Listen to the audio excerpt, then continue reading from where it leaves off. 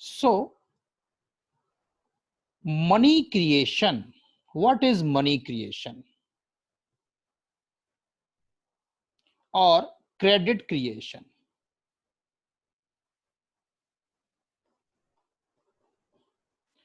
Money creation or credit creation is done by a commercial bank.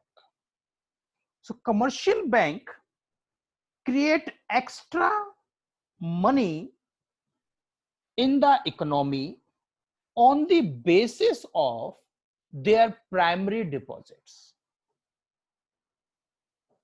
So money, as you know, that cash currency जो आपके पास है, एक तो वो money है, दूसरा जितना भी इकोनॉमी के अंदर डिमांड डिपॉजिट्स है, ये भी मनी है.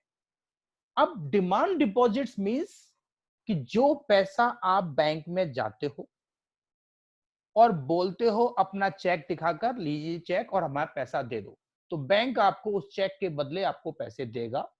या आप एटीएम जाते हो, कार्ड से वहां से पैसा लाते हो, तो वो जो आपके अकाउंट के अंदर पैसा है वो डिमांड डिपॉजिट का मनी है.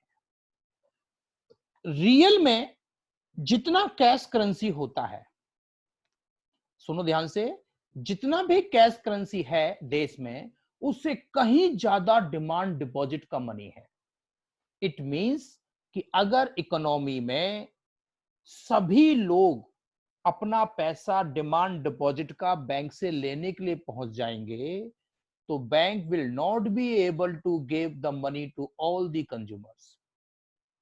हार्डली 5% लोगों को भी पैसा बड़ी मुश्किल से बैंक दे पाएगा.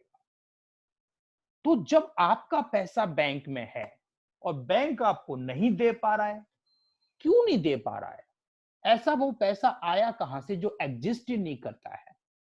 तो रियल में जितना भी पैसा बैंकों के पास होता है, उसमें से बहुत कम पैसा है जो कैश का होता है. अधिकतर पैसा क्रिएट किया होता है, तो इसलिए यहां पर क्रिएट वर्ड यूज किया गया है. तो मनी को क्रिएट कर दिया गया है. एक्चुअल में मनी नहीं है वो, बट वो नियर मनी है, because you can do all the work same as the money can. So for this concept, I am letting a concept, let there is a single banking system. Single banking system. I am also letting that legal reserve ratio is 10%. Legal reserve ratio is that percentage of amount that commercial bank has to kept as reserve. It cannot be given as loan. So this is called legal reserve ratio. The further this concept will be explained in when I told you about central bank. And initial deposit.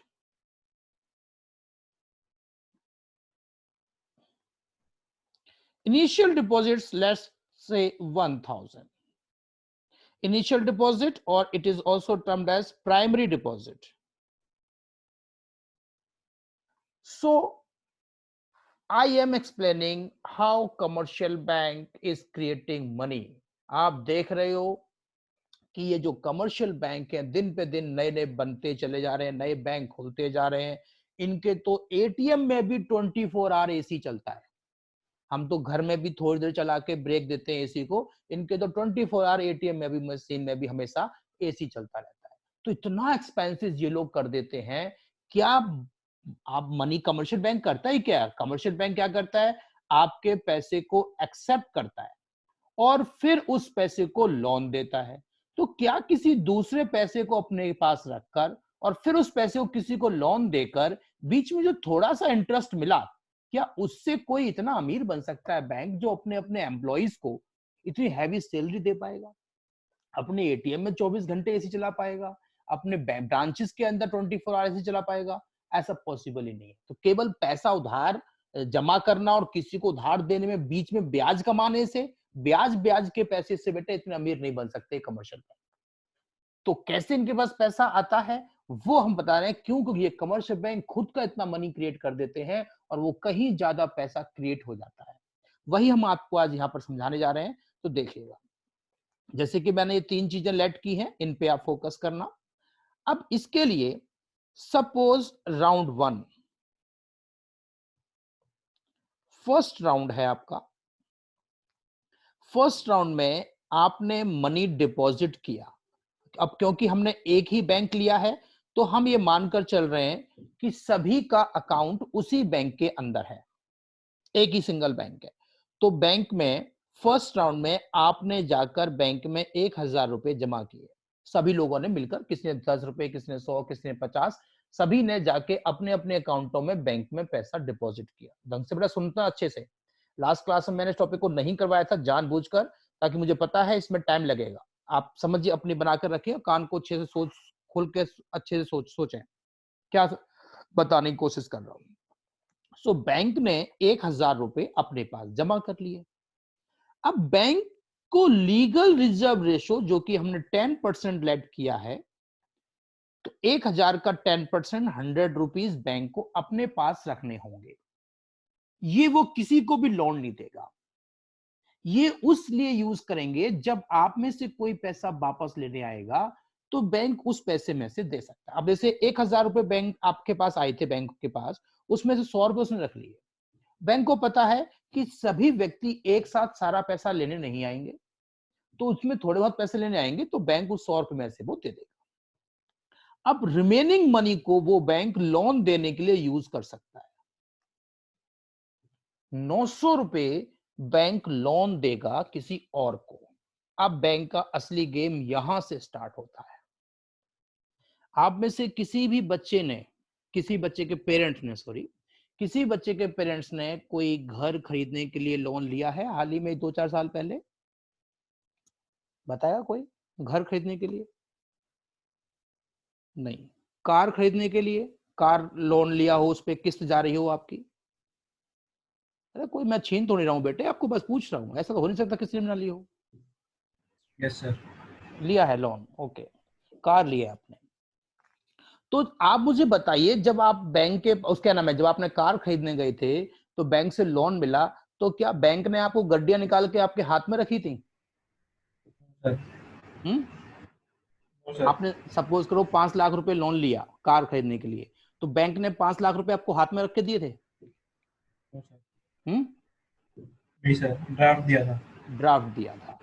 यही मैं बताना चाहता हूं कि आप कभी भी bank के पास जब लोन लेते हैं, तो बैंक कभी भी किसी को कैश में पैसा उधार नहीं देता। बैंक उस जिसको भी चेक वो दे रहा है, या तो वो उसके अकाउंट में क्रेडिट कर देगा, मान लीजिए आपका अकाउंट उस बैंक में है, आपको क्रेडिट कर देगा, या जिसको आपको पैसे दिलवाने हैं उसके अकाउंट में सीधा भेज देगा।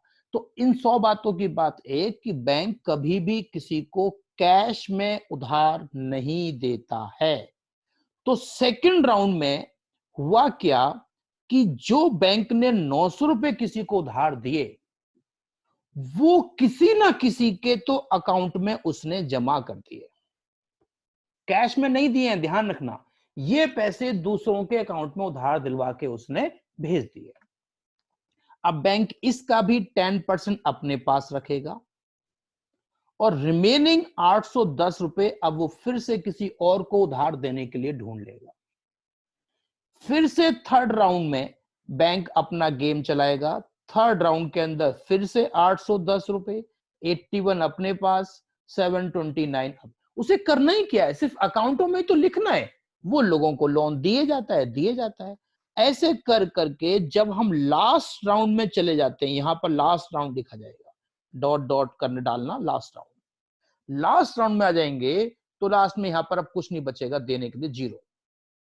तो पता चलेगा कि बैंक के पास 1,000 रुपए क्या गलती से जमा हुए, उसने उसको दूसरों को उनके अकाउंट में लिख लिख कर इतना मनी बना दिया जो कि एग्जिस्ट ही नहीं कर रहा था। अब कितना मनी बनेगा, तो उसके लिए एक फॉर्मूला आएगा हमारे पास, money multiplier.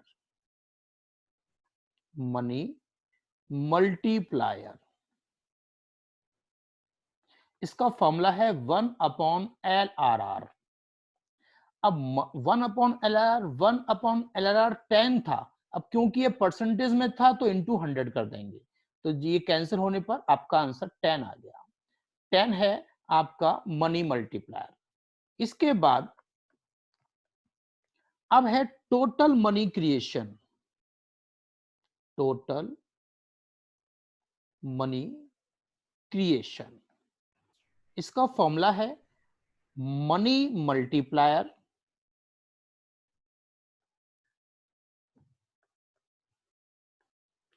Into primary deposit.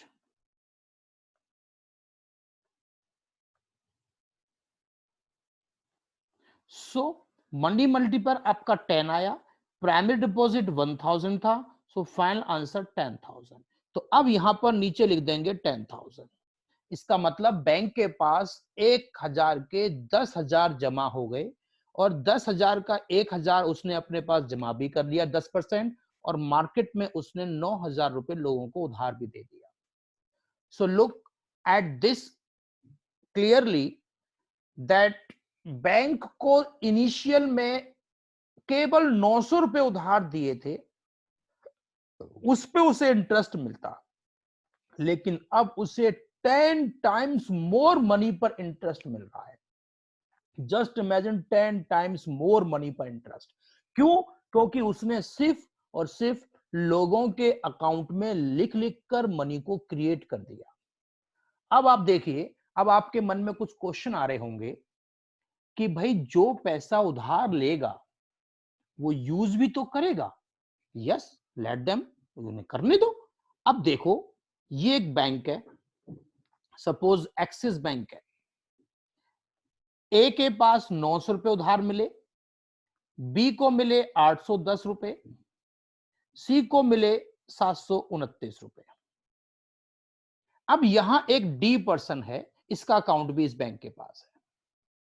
इन तीनों पर्सन ने इस डी से उधार लिया था। अब इन्होंने लोन ले लिया तो ये पैसा इसको वापस कर रहे हैं। इसने 200 रुपए का एक चेक काट कर इसको दे दिया, भाई ये लो। इसने 500 रुपए का चेक काट कर इसको दे दिया डी को। इसने भी एक 700 रुपए का चेक काट कर इसको दे दिया।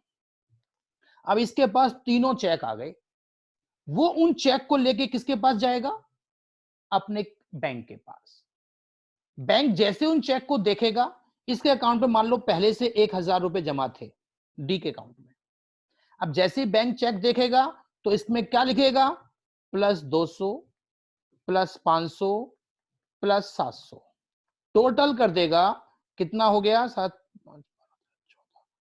2400 उसका एक्चुअल बैलेंस दिखा देगा, और इनके बैलेंस को अब कम करके यहां लिख देगा 700, यहां लिख देगा 310, और यहां लिख देगा 29। तो अब आप देखिए, ये तीनों पार्टी ने अपना उधार जो लिया था पैसा वापस भी कर दिया, और इसको भी पैसा अपना पूरा मिल गया, सारा काम हो गया। क्या इस प्रोसेस में बैंक के इंटरेस्ट में कोई कमी आएगी? Not at all. बैंक को जितना इंटरेस्ट मिलना था वो तो लगातार मिलता ही रहेगा, और तीनों पार्टी, चारों पार्टी खुश भी हो गई कि हाँ, हमने पैसा उधार लिया था, इसको दे भी दिया, वापस हो गया, सब कुछ सेटिस्फाइड। लेकिन बैंक की अर्निंग लगातार बढ़ती जाएगी। तो this is called money creation.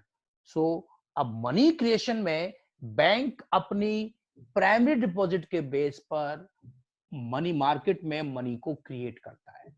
इसीलिए बैंक आपको हमेशा से ये बोलता है कि भाई आप अधिकतर डीलिंग जो करें वो कार्ड से करें, क्योंकि कार्ड से डीलिंग करने में होता ही क्या है, एक के अकाउंट में पैसे कम हो जाते हैं, दूसरे अकाउंट में पैसे जुड़ जाते हैं, बैंक को तो कुछ नहीं करना पड़ता।